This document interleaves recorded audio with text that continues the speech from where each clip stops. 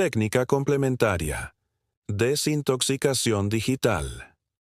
El consumo constante de pornografía afecta la capacidad del cerebro para experimentar placer con estímulos reales. Por eso, es clave implementar un detox digital. Proponte al menos 7 días sin pornografía, sin redes sociales sexuales, sin estímulos visuales eróticos. Durante ese tiempo, observa cómo reacciona tu cuerpo y mente.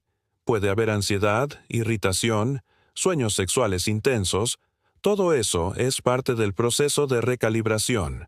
Como decía Jung, lo que resistes, persiste. Lo que aceptas, se transforma. No huyas del malestar. Escúchalo. Él te está diciendo que parte de ti necesita atención. Romper el ciclo requiere propósito. El vacío que alimenta este ciclo no se llena con más autocontrol, sino con dirección. Por eso es tan importante no solo decir no al hábito, sino decir sí a una nueva vida. Una vida con sentido. Una vida donde tú no eres esclavo del impulso, sino dueño de tu energía. Jung hablaba del proceso de individuación como el camino hacia una vida plena. Romper con un vicio no es un castigo, es una oportunidad de evolución personal. Cada vez que resistes caer, no estás perdiendo algo. Estás recuperando una parte de ti. Cuaderno de recompensas reales. Una práctica junguiana muy útil es reemplazar las recompensas vacías por gratificaciones simbólicamente significativas. Comienza un cuaderno de recompensas reales, donde anotas acciones pequeñas que te hicieron sentir vivo, momentos donde dijiste no al impulso, actividades que te conectaron con tu cuerpo y tu esencia, frases que tu alma necesita escuchar. Al revisar ese cuaderno cada día, tu cerebro comienza a asociar placer con presencia, no con escape, y tu inconsciente empieza a ver que hay caminos nuevos, más sanos, para canalizar la misma energía. El objetivo aquí no es convertirte en una máquina de autocontrol, sino en una persona más libre y más consciente. Como decía Jung, hasta que lo inconsciente no se haga consciente, el alma permanecerá atrapada en la repetición. En el siguiente capítulo, vamos a tocar un tema que casi nunca se aborda al hablar de este tema: la relación que tenemos con nuestro propio cuerpo y con el placer. Porque sanar no es solo dejar de hacer algo, es aprender a estar contigo de una forma nueva. Durante siglos, la sociedad, especialmente en entornos religiosos o moralistas, ha transmitido la idea de que el placer, particularmente el sexual, es sucio, peligroso o vergonzoso. Como resultado, muchas personas han crecido sintiendo culpa cada vez que experimentan deseo o disfrutan de su cuerpo. Y esa culpa, acumulada, deforma nuestra relación con el placer hasta volverla destructiva. Carl Jung enseñó que todo aquello que reprimimos sin integrar se convierte en sombra. El placer, cuando es condenado o vivido desde la vergüenza, desciende al inconsciente y se manifiesta de manera distorsionada, en adicciones, compulsiones, bloqueos y conductas de autosabotaje. Por eso, sanar el vínculo con el cuerpo y con el placer no es un extra en este proceso. Es esencial para liberar al alma del ciclo del vicio. El cuerpo no es el enemigo. Es el templo simbólico del alma, como diría Jung. Pero cuando nos desconectamos de él, cuando solo lo usamos como medio de descarga o lo maltratamos con culpa y exigencia, dejamos de habitarlo con dignidad. Y ese abandono corporal se refleja en la manera en que buscamos placer, sin presencia, sin conciencia, sin amor. Volver al cuerpo es un acto de reconciliación. Es reaprender a habitarse, a sentir sin huir, a tocarse sin juicio, a descansar sin culpa. Técnica.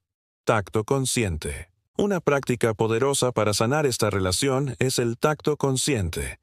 Consiste en dedicar unos minutos al día a tocar tu propio cuerpo, manos, brazos, rostro, pecho, con plena presencia. No con intención sexual, sino con ternura, respeto y escucha. Observa qué sientes: rechazo, emoción, incomodidad, paz, Este ejercicio te permite reconectar con tu cuerpo como espacio sagrado, no como objeto de castigo o descarga. Técnica complementaria. Baño meditativo. Otra práctica útil es el baño consciente. Al ducharte, evita pensar en 1000 cosas o moverte con prisa. En su lugar, siente el agua como si fuera un ritual de limpieza interna. Imagina que cada gota purifica no solo tu piel, sino también tu historia de vergüenza, represión y juicio sobre el placer. Jung decía que el símbolo del agua está profundamente conectado con el inconsciente y con el renacimiento. Bañarte de manera consciente puede convertirse en un acto simbólico de purificación y reconexión. Respiración de placer sin culpa. Muchos asocian el placer con la tensión, pero el verdadero placer corporal, cuando se vive con presencia, relaja, nutre, expande. Por eso, otra práctica transformadora es simplemente respirar en el placer. ¿Cómo? Cierra los ojos. Respira profundamente por la nariz. Imagina una sensación agradable, sin erotismo, como el sol sobre la piel o una caricia. Permite que esa sensación se expanda por tu pecho, tu abdomen, tus extremidades. Repite la frase: tengo derecho a sentir placer con paz y conciencia. Este tipo de respiración no solo te relaja, también reprograma tu inconsciente para que comience a asociar el placer con bienestar, no con compulsión. Del castigo a la integración. Cuando has pasado años tratando tu cuerpo como un enemigo, no basta con dejar la adicción. Es necesario reeducar la forma en que te miras, te hablas y te tratas.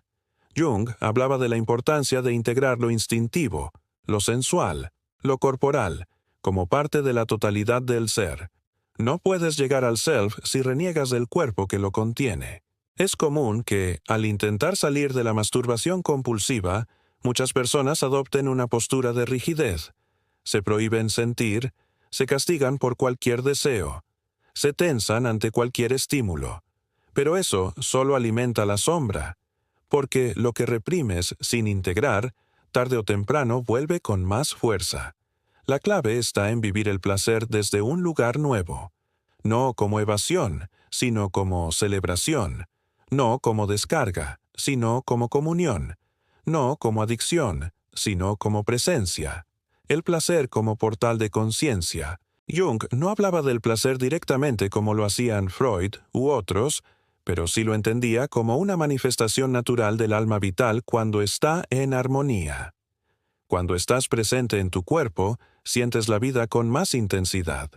Y eso, vivir con intensidad, con sentido, con conciencia, es uno de los caminos más directos hacia la individuación. Por eso, este capítulo no es solo sobre no caer, es sobre recuperar el cuerpo como un espacio de sabiduría y belleza.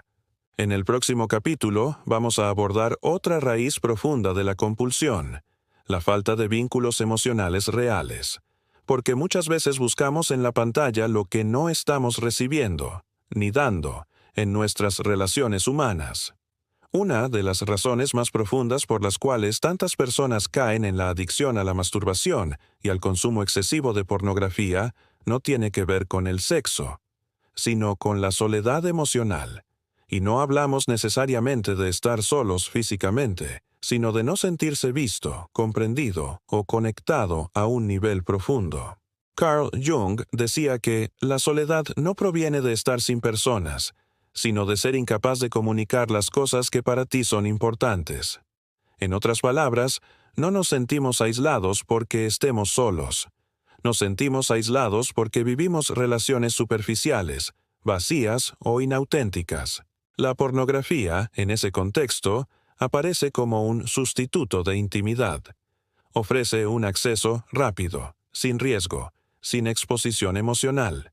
Pero lo que parece una solución momentánea aumenta el vacío a largo plazo, porque cuanto más te acostumbras a satisfacer una necesidad relacional con una respuesta mecánica, menos desarrollas la capacidad de construir vínculos reales.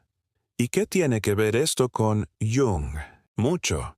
Jung afirmaba que para alcanzar la totalidad psíquica, el self, era necesario relacionarse con el otro de forma auténtica.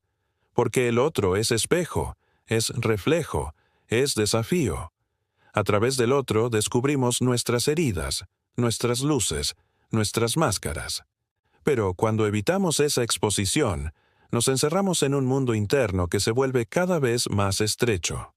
La masturbación compulsiva y la pornografía terminan reemplazando la vulnerabilidad de los vínculos por la ilusión de control. Técnica: contacto humano consciente. Una herramienta práctica para comenzar a reconstruir vínculos reales es practicar el contacto humano consciente. No necesitas abrir tu corazón de golpe ni rodearte de multitudes. Solo comienza con un pequeño acto diario de conexión genuina. Mirar a los ojos al hablar. Preguntar: ¿cómo estás?, con interés real. Escuchar sin interrumpir. Compartir algo verdadero de ti, aunque sea pequeño. Estas acciones sencillas empiezan a reentrenar tu sistema emocional para confiar, abrirse y conectar desde el alma, no desde la apariencia. Técnica complementaria: el círculo de confianza. Otra práctica útil es construir tu círculo de confianza emocional. Haz una lista de 3 a 5 personas con quienes sientas que puedes hablar sin máscaras. Si no tienes aún ese grupo, no te culpes. Comienza por buscar espacios donde la autenticidad sea valorada. Grupos de crecimiento personal, círculos terapéuticos, espacios espirituales, comunidad junguiana. Cuando compartes tu proceso, tus miedos, tus recaídas y tus avances con alguien que te escucha de verdad, el impulso compulsivo pierde fuerza, porque ya no necesitas escapar de ti mismo en secreto. Has sido visto, y aún así, aceptado. La proyección y el otro como espejo Jung enseñaba que tendemos a proyectar en los demás lo que no aceptamos en nosotros. Cuando idealizamos, tememos o evitamos a ciertas personas, muchas veces es porque están reflejando una parte nuestra que no ha sido integrada. Las relaciones profundas no son cómodas, pero son transformadoras. Cuando estás solo frente a una pantalla, no hay desafío, no hay espejo, no hay oportunidad de crecimiento, solo repetición. Pero cuando te enfrentas a otro ser humano, con sus luces, sombras, errores y belleza, algo dentro de ti comienza a despertar. Tu alma recuerda que nació para relacionarse, no para esconderse. El vínculo emocional como medicina, superar la adicción a la pornografía no se trata solo de evitar el contenido. Se trata de llenar el espacio emocional que esa adicción estaba suplantando. Y eso solo se logra con relaciones verdaderas, aquellas donde puedes ser tú sin miedo, donde puedes compartir tu proceso sin ser juzgado. Por eso, una práctica poderosa es escribir una carta, que puedes enviar o no, a una persona con quien deseas reconstruir o profundizar un vínculo. Exprésale lo que sientes, lo que necesitas, lo que te gustaría vivir juntos desde un lugar más consciente. Aunque no la entregues, ya estás creando un movimiento interno hacia la apertura. Jung decía: el encuentro entre dos personas es como el contacto de dos sustancias químicas. Si hay alguna reacción, ambas se transforman. Y eso es precisamente lo que las relaciones auténticas hacen. Nos transforman. Reconectar para sanar. Si sientes que has estado emocionalmente desconectado, encerrado en un mundo de pantallas y estímulos artificiales, no te juzgues. Fue una forma de protegerte. Pero ahora estás aquí, y eso significa que estás listo para volver a conectar. Reconstruir vínculos emocionales no es inmediato. Requiere paciencia, escucha y, sobre todo, la decisión de dejarte ver. Porque cuando alguien te ve de verdad, y tú también te atreves a mirar, el alma ya no necesita escapar. En el próximo capítulo, vamos a explorar o que tal vez sea o paso más poderoso de este proceso: descubrir e establecer un propósito mayor. Porque nadie se libera solo evitando recaídas.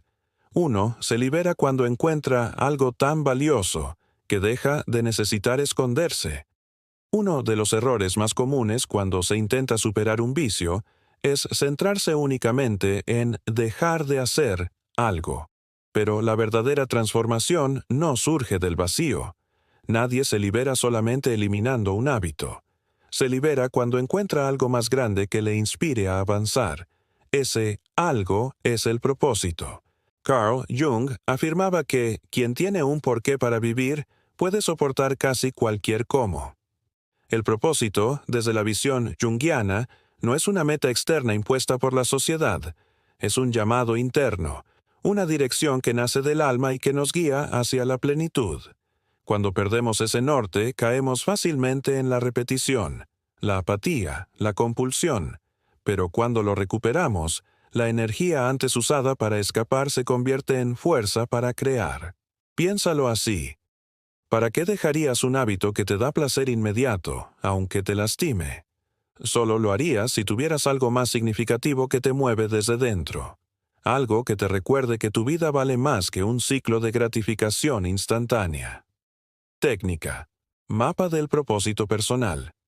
Una forma práctica de comenzar este proceso es crear tu mapa de propósito personal, que incluye 3 dimensiones. Pasión. ¿Qué te apasiona? ¿Qué temas, actividades o causas encienden tu energía? Habilidad. ¿En qué eres naturalmente bueno o tienes facilidad para mejorar? Servicio. ¿Cómo podrías usar eso que amas y sabes hacer para impactar a otros, incluso de forma pequeña? Cuando estas 3 áreas se cruzan, aparece una dirección. No una fórmula perfecta, pero sí una brújula interior.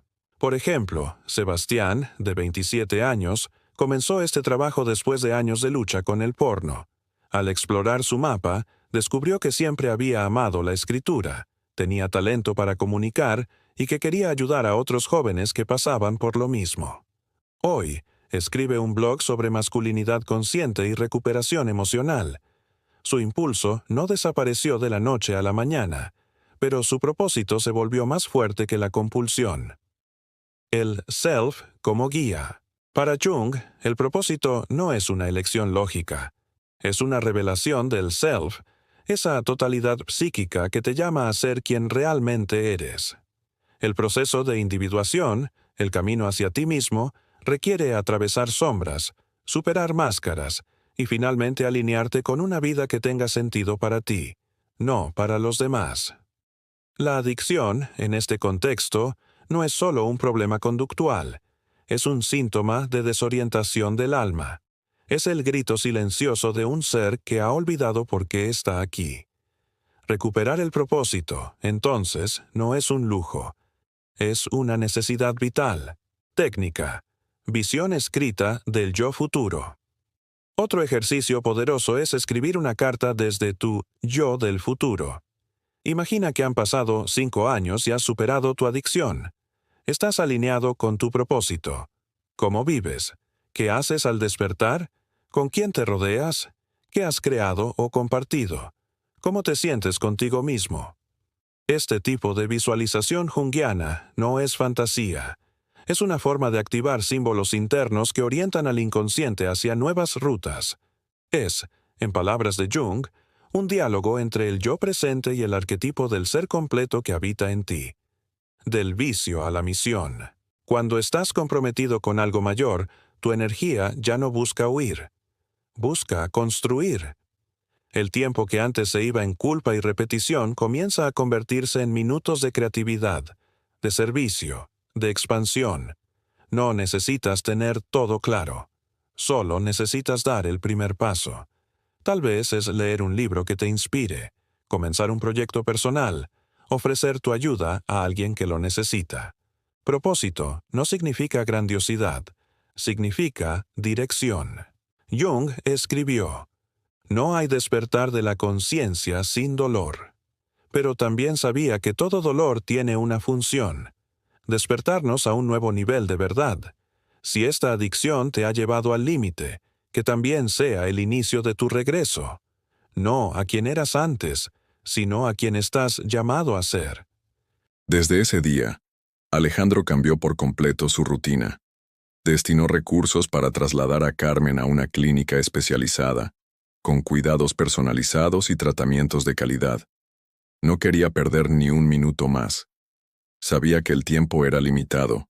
No había promesas de recuperación total, pero al menos quería ofrecerle dignidad, amor, presencia. Pasaban tardes enteras conversando, reconstruyendo el pasado. Alejandro compartía detalles de su vida, sus logros, sus fracasos, sus soledades. Carmen escuchaba con admiración, pero también con dolor. Cada historia de éxito parecía ser una prueba más del hijo que no había podido criar. «No me odies por lo que hice», le dijo un día, con la voz quebrada. «No te odio. Pero me costó perdonarte. Ahora entiendo. Solo quiero que estemos juntos, el tiempo que nos quede». Y así fue como, en medio de la rutina alterada de un magnate que siempre había controlado cada segundo de su vida, surgió una nueva prioridad: el cuidado de su madre. Nadie en su entorno comprendía del todo su transformación. Algunos pensaban que había enloquecido, otros que ocultaba algo. Pero a él no le importaba. Por primera vez, sentía que estaba viviendo, y no pensaba detenerse. A partir del día en que recibió el resultado del examen de ADN, Alejandro comenzó a ver el mundo con otros ojos. Todo lo que antes le parecía urgente, esencial, estratégico, ahora le resultaba pequeño. Su agenda, antes colmada de reuniones, conferencias y videollamadas, fue progresivamente vaciada. Por primera vez, no por necesidad de control, sino por deseo genuino de estar presente, instaló un equipo médico privado en la clínica donde Carmen estaba internada. Contrató enfermeros especializados, terapeutas ocupacionales y una nutricionista que elaboró un plan de cuidados específicos para ella. No reparó en gastos. No había cifras que pudieran medir o compensar el tiempo perdido. Durante las visitas diarias, Carmen y Alejandro construyeron una rutina peculiar. A veces hablaban durante horas. Otras, simplemente se quedaban en silencio, tomados de la mano, mirando por la ventana.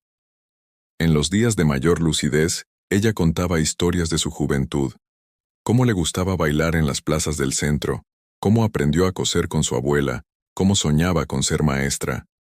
Alejandro la escuchaba con atención, como si cada palabra fuera un tesoro rescatado del fondo del mar, pero también hubo espacio para la verdad más dolorosa. Un día, mientras le acariciaba el cabello, Carmen se atrevió a hablar de la noche en que lo dejó en el orfanato. Tenía 18 años, estaba sola. Tu padre... Hizo una pausa, respirando hondo. Era un hombre violento. Me golpeaba. Me seguía. Juró que si no desaparecía, te haría daño a ti también. No sabía qué hacer. Nadie me ayudaba. La policía no intervenía en asuntos de pareja. Así lo decían. Alejandro bajó la mirada. Por dentro se revolvían sensaciones encontradas: compasión, rabia, tristeza. Carmen continuó. Pensé que si te dejaba en un lugar seguro tendrías una oportunidad mejor, que alguien te adoptaría, que podrías estudiar, vivir sin miedo. Fui cobarde, lo sé, pero lo hice por amor. Me quedé cerca, durante un tiempo, viéndote desde lejos, hasta que me enfermé. Perdí el control, me internaron, y después, no supe más de ti. Las palabras se le ahogaban en la garganta. Alejandro la tomó de las manos y le respondió con una firmeza suave. Pasé por muchas cosas difíciles, pero si no hubiese sido por ese abandono quizás no sería quien soy. Y hoy, después de todo, estamos aquí, juntos. Eso es lo que importa. A partir de ese día, comenzaron a reconstruir no solo la historia, sino el vínculo. Alejandro rescató fotografías de su niñez, informes escolares, recortes de prensa de sus primeros éxitos. Se los mostraba a Carmen como un hijo orgulloso que quiere contarle a su madre todo lo que logró. Ella, a su vez, comenzó a dibujar. Aunque sus manos temblaban, hacía pequeños bocetos de flores, casas, o simplemente trazos que Alejandro enmarcaba y colgaba en su oficina personal. La presencia de Carmen lo transformó de maneras que ni él imaginaba. Donde antes veía números, ahora veía personas. Donde antes buscaba poder, ahora buscaba sentido. Sus empleados notaron el cambio. Comenzó a promover jornadas más humanas. Invirtió en salud mental dentro de la empresa. Fundó un programa de apoyo a trabajadores mayores de 60 años. Pero lo más importante ocurrió en privado. Alejandro comenzó a sentirse en paz. Era un sentimiento nuevo, ajeno a la euforia de cerrar un negocio millonario o aparecer en portadas de revistas. Era una paz profunda, como si, por fin, una parte rota de su alma hubiera encontrado su lugar. Carmen, por su parte, florecía. Aunque su cuerpo seguía frágil, su espíritu parecía más liviano. Reía más, dormía mejor. Incluso los médicos notaban una mejora en su estado general. Era como si, al recuperar a su hijo, también hubiese recuperado una parte de sí misma. Una tarde, mientras compartían una merienda en el jardín de la clínica, Carmen miró al cielo y dijo: ¿Sabes qué pensé durante años? Que Dios me había castigado, que me quitó lo que más amaba por no haber luchado lo suficiente, pero ahora entiendo, que simplemente me dio otra oportunidad. Tardó, sí, pero llegó. Y fue contigo. Alejandro no pudo responder, solo la abrazó. En ese abrazo, se deshicieron décadas de ausencia, de dudas, de heridas. Poco después, comenzó a redactar un proyecto que ya rondaba en su cabeza desde hacía semanas: la creación de una fundación dedicada a los ancianos olvidados. Su idea era simple, pero ambiciosa: crear centros de atención digna, donde ninguna persona mayor muriera sola, sin nombre, sin historia. Le puso un nombre sencillo pero cargado de sentido: Fundación Luisito. Carmen, al enterarse, lloró en silencio. «Gracias, por no odiarme», susurró. Alejandro le respondió con una sonrisa: «Gracias por no rendirte». Y así, entre fragmentos de recuerdos, confesiones tardías y gestos cotidianos, madre e hijo comenzaron a vivir lo que nunca habían tenido: una historia compartida. El otoño había llegado sin aviso, tiñendo de cobre las hojas del jardín donde Carmen y Alejandro solían pasar sus tardes. El aire era más fresco, los días más cortos, y con ellos también se acortaba el tiempo compartido. Aunque no se decía en voz alta, ambos sabían que los momentos juntos eran cada vez más valiosos. El estado de salud de Carmen comenzó a deteriorarse lentamente. No era una caída abrupta, sino una pérdida sutil, como la luz que se va apagando al final del día. Algunos días no recordaba quién era él. Otros, lo confundía con un enfermero, o simplemente dormía horas enteras sin despertarse. Pero cuando lo reconocía, su mirada era tan clara que bastaba para sostenerlo todo. Alejandro, por su parte, ya no luchaba contra el dolor. Había aceptado que esa historia no era perfecta, pero sí verdadera. Y dentro de esa verdad, había encontrado la paz que tantos años le había sido esquiva. Su madre no había estado ausente por elección, sino por miedo, por circunstancias que escapaban a su control. Y ahora estaba allí, con él. Una mañana de domingo, mientras sostenía su mano en silencio, Carmen abrió los ojos y lo observó largamente. ¿Sigues aquí, mi niño? Siempre, respondió él sonriendo con ternura. A veces sueño que todo esto es mentira, que nunca te encontré, que sigo buscándote, como cuando era joven. Pero entonces despierto, y estás tú. Alejandro no respondió. Solo acarició su frente y asintió. En ese momento, comprendió que no necesitaban más palabras, que el amor que los unía era suficiente. Días después, decidió hacer algo simbólico, algo que sellara ese reencuentro para siempre. Organizó una pequeña ceremonia íntima en la clínica, con apenas 3 personas: su madre, él y una notaria. Allí, cambió legalmente su nombre completo. A partir de entonces, sería Alejandro Luis Guzmán. Carmen firmó el documento con esfuerzo. Cuando terminó, lo miró con lágrimas en los ojos. «Ahora sí, eres mi hijo». Y él, con la voz quebrada, respondió: «Siempre lo fui». La notaria, visiblemente emocionada, les dejó unos minutos a solas. Alejandro se arrodilló junto a la silla de ruedas y la abrazó con fuerza. Era un gesto simple, pero cargado de todo lo que no pudieron decirse durante décadas. Aquella noche, Carmen durmió profundamente, más tranquila que nunca. En su rostro había una expresión de calma, casi de gratitud. Alejandro se quedó a su lado hasta el amanecer, escuchando el ritmo pausado de su respiración, grabando en su memoria cada detalle.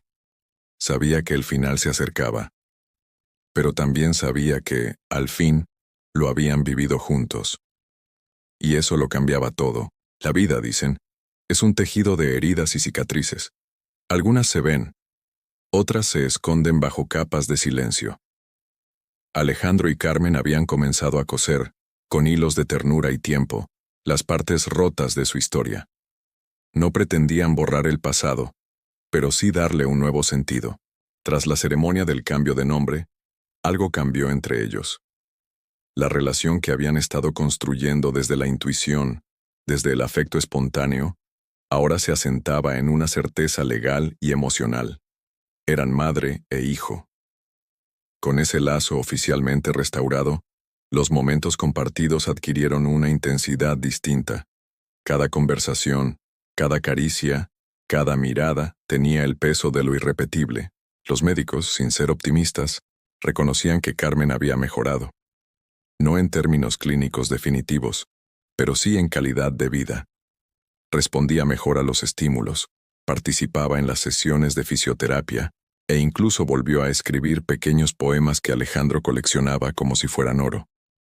«Escribo porque me acuerdo», decía ella, con una sonrisa pícara.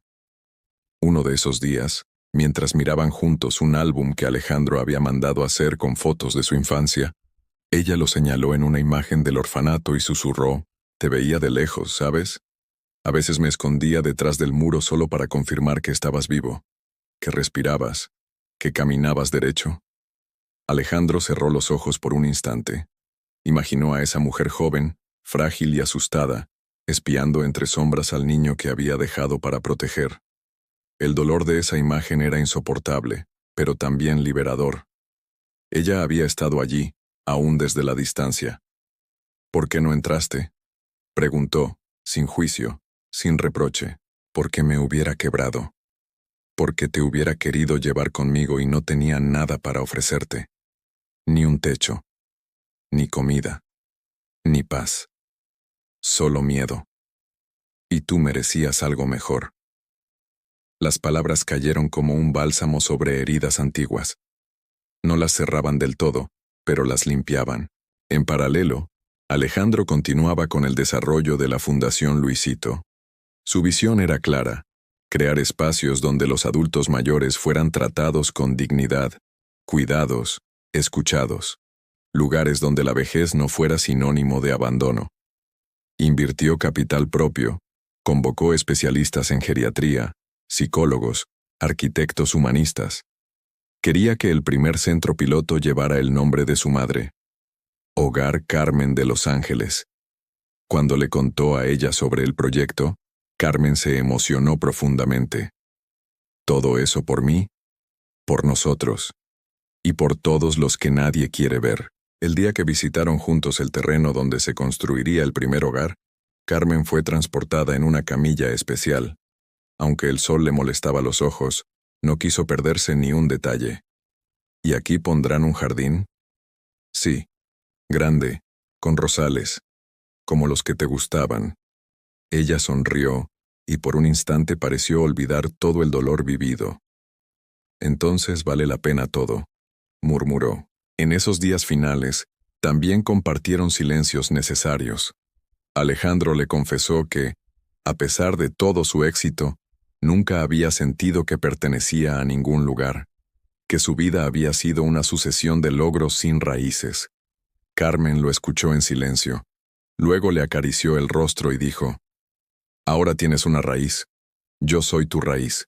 Y tenía razón, porque más allá del dinero, del prestigio, de los edificios que llevaban su apellido, Alejandro ahora tenía un origen, un porqué, un punto de partida que no era la herida sino la reconciliación. Antes de dormir cada noche, Carmen le pedía que le leyera. No novelas ni noticias, sino cartas. Alejandro había comenzado a escribirle una cada día, como si fuera un hijo contándole su jornada a una madre presente. «Querida mamá, hoy cerramos el primer convenio de la fundación con un hospital rural. Querida mamá, Hoy recordé la primera vez que lloré en la escuela y nadie me consoló. Querida mamá, gracias por regalarme el final más hermoso que podía imaginar. Carmen escuchaba con los ojos cerrados, apretando con suavidad la mano de su hijo.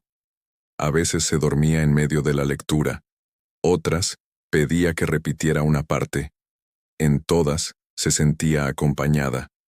Y así, entre cartas, memorias y afecto, comenzaron a curar, de verdad, esas heridas abiertas que el tiempo había dejado expuestas.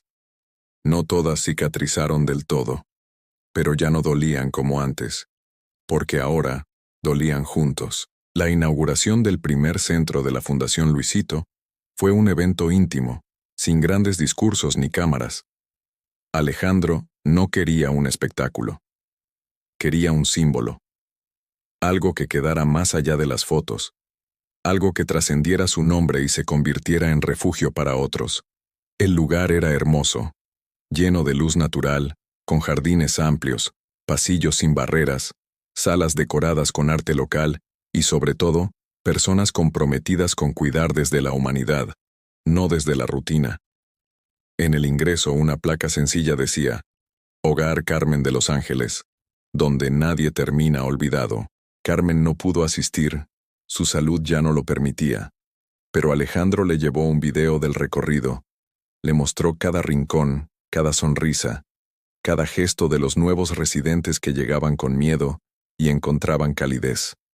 Carmen lo observaba con los ojos empañados y una sonrisa frágil. Nunca imaginé que de tanto dolor pudiera salir algo tan bonito, susurró. Alejandro le tomó la mano. Todo esto existe gracias a ti. No por tu ausencia, sino por tu regreso. Aquel día, él entendió que su mayor legado no serían sus empresas ni sus inversiones, ni siquiera su fortuna. Sería ese hogar, ese acto de redención convertido en estructura, ese puente que permitiría a otros, como él, encontrar sentido en medio de sus ruinas. Poco después, Alejandro fue invitado a una conferencia internacional sobre envejecimiento digno. Aceptó con una condición. No hablaría como empresario, sino como hijo. Subió al escenario con una fotografía de Carmen entre las manos. La mostró al público y dijo, «Esta es mi madre. Se llama Carmen. La reencontré después de 40 años. Y gracias a ella, descubrí que ningún éxito compensa el abandono. Que ningún logro justifica olvidar a quien nos dio la vida». Sus palabras no fueron grandilocuentes, pero impactaron. Habló de culpa, de reconciliación, de oportunidades tardías que aún valen la pena. Terminó su intervención con una frase que quedó grabada en la memoria de todos. El verdadero legado no se mide en herencias, sino en lo que sanamos a tiempo. A su regreso, encontró a Carmen más débil. Dormía casi todo el día. Hablaba poco, pero aún reconocía su voz.